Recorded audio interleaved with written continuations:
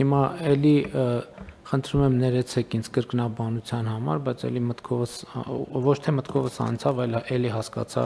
որ սա էլ է այդ դեպքը, որովհետև ես վերջին օրերին հատկապես շատ ասում եմ եւ արձանագրում եմ, որ Հայաստանի Հանրապետությունում չկա թեկուզ մեկ խնդիր, սա արդեն գրեթե վերջնական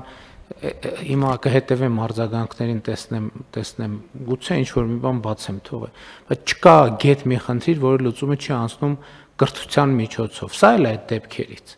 որովհետև ինչպես այս խնդրի հետ առնչվել, ինչպես մենք այս գիտելիքը պետք է խոստովանենք, հարգելի գործընկերներ, պետք է խոստովանենք, որ չունենք այդ գիտելիքը։ Էս էլ է այն թեման, որի լուծումը անցնում է կրթության միջոցով։ Եվ էլի ասում եմ, ես փորձում եմ վերհիշել իմ վարչապետի պաշտոնում իմ գործունեությունը դրանից առաջ պատգամավոր, դրանից առաջ եւ չեմ կարող մտաբերել որևէ մի հարց, որի լուծումը չի անցնում կրթության միջոցով եւ մեր բացարձակապես բոլոր ոլորտների բոլոր հարցերի լուծումը անցնում է կրթության միջոցով։ Եթե մենք գծել ենք գիծ ուղի որևէ հարցի լուծման, որը կրթության միջոցով չի անցնում, ուրեմն դա լուծում չի, դա ընդամենը ձևակերպում է, որը ոչ մի արդյունք չի տալու եւ էս էլ է շատ կարեւոր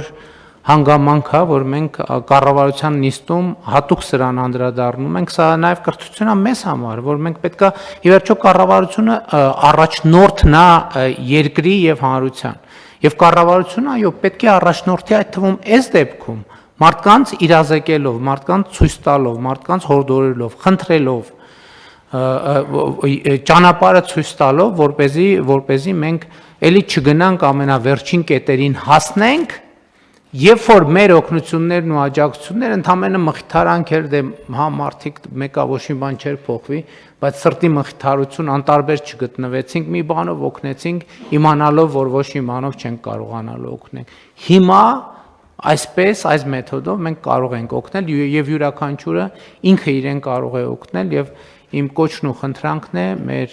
մեր հարգելի կանանց, որպեսզի նրանք անպայման այս կանխարգելիչ հետազոտությունները անցնեն։ Չմոռանաք հավանել տեսանյութը եւ բաժանորդագրվել Civic AM-ի YouTube-յան էջին։